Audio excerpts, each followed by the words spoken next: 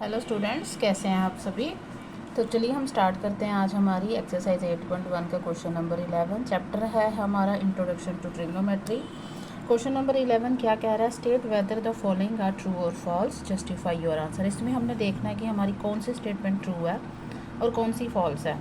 First part है the value of tan a is always less than 1, कि tan a की जो value होती है वो हमेशा 1 से लेस होती है।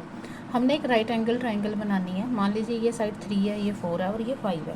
ठीक है जी। अगर एंगल ए यहाँ पे है, अगर एंगल ए यहाँ पे होगा तो हमारे पास ये फॉर्मूला है, पंडित बद्री प्रसाद हर हर बोल। यहाँ पे है साइन, कोस, टैन, यहाँ पे है कोसेक, सेक और कोट। टैन क्या होता है, टैन होता है पी अपॉन बी। यहाँ पे परपेंडिकुलर अगर एंगल ये लेंगे तो परपेंडिकुलर हो जाएगा 3 और बेस हो जाएगा 4। लेकिन अगर यही एंगल मैं यहाँ ना लेकर यहाँ ले लूँ तो ये क्या हो जाएगा मेरा, ये हो जाएगा बेस और ये क्या हो जाएगा परपेंडिकुलर। तो हमारी जो tan की वैल्यू है वो क्या बन जाएगी, वो बन जाएगी 4/3। तो देखिए कब 3/4 भी आ सकता है, 4/3 भी आ सकता है, हमेशा 1 से लेस नहीं है। ये डिपेंड करता है कि एंगल ए जो गिवन एंगल है वो कहाँ पे है और उसके साथ वैल्यूज़ क्या बन रही हैं। इसलिए ये जो है इसका आंसर आएगा हमारा फॉल्स, कि हमेशा tan की वैल्यू जो है वो लेस देन 1 नहीं होती, कभी 1 से ग्रेटर भी हो सकती है। ठीक है जी। सेकंड पार्ट है सीकेंड ए 12/5 दिया हुआ है for some value of angle A. अब सीकेंड क्या होता है, देखिए वो होता है हाइपोटेन्यूज अपॉन बेस।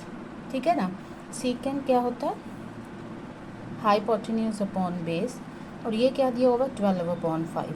अब देखिए जो हाइपोटेन्यूज होता है वो सबसे बड़ी साइड होती है, तो यहाँ दी हुई है 12, बिल्कुल सही है ये। ठीक है ना, तो इसलिए इसका आंसर क्या आ जाएगा, ट्रू आ जाएगा। अब थर्ड क्या कह रहे हैं, cos A is the abbreviation used for the cosecant of angle A। कहते हैं ये जो cos है ए कोसिकेंट होता है A का, जबकि ये बिल्कुल रोंग है, क्योंकि जो cos होता है वो कोसाइन कहा जाता है, जो कोसिकेंट होता है वो ये होता है कोसेक कहते हैं जिसे। जो cos होता है उसको बोलते हैं कोसाइन। इसलिए ये जो है ये हमारा क्या होगी स्टेटमेंट, फॉल्स हो गई। ठीक है। अब नेक्स्ट वाला क्या बोल रहे हैं, कहते हैं quote A is the product of quote and ए।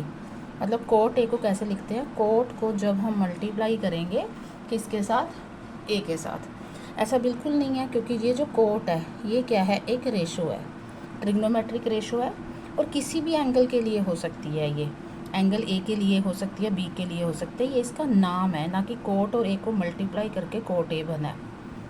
ठीक है जी। इसलिए ये भी स्टेटमेंट क्या होगी, फॉल्स होगी। अब ये जो लास्ट है वो कहते हैं साइन थीटा है 4/3 फॉर सम एंगल थीटा। अब देखिए साइन थीटा क्या होता है, P/H। क्या होता है, P/H, और वो क्या दिया हुआ है हमें 4/3। और हाइपोटेन्यूज जो होता है सबसे बड़ी साइड होती है, लेकिन यहाँ पे हाइपोटेन्यूज जो है वो परपेंडिकुलर से क्या दिखाया गया, छोटा दिखाया गया, इसलिए ये चीज़ पॉसिबल नहीं है। ठीक है ना, तो इसलिए इसका जो आंसर होगा वो क्या होगा, फॉल्स होगा। ठीक है जी। ये था हमारा आज का क्वेश्चन नंबर 11 एक्सरसाइज 8.1 का। ठीक, अगर आपने अभी तक पिछले क्वेश्चन नहीं देखे तो मेरे चैनल पर हैं, उनको देख लीजिए जाकर। अब हम आगे जो वीडियोस आएंगी वो आएंगी एक्सरसाइज 8.2 की, इंट्रोडक्शन टू ट्रिग्नोमेट्री की। और अगर अभी तक आपने चैनल को सब्सक्राइब नहीं किया तो सब्सक्राइब कर लीजिए, वीडियो को लाइक भी कर लीजिए। Thank you so much.